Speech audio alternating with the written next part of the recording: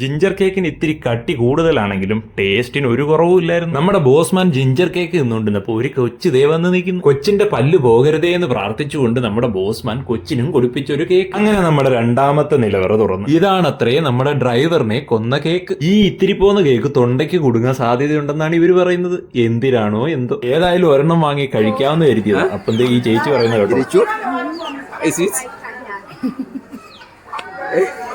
ala iga boto sweet eh bisa ifesu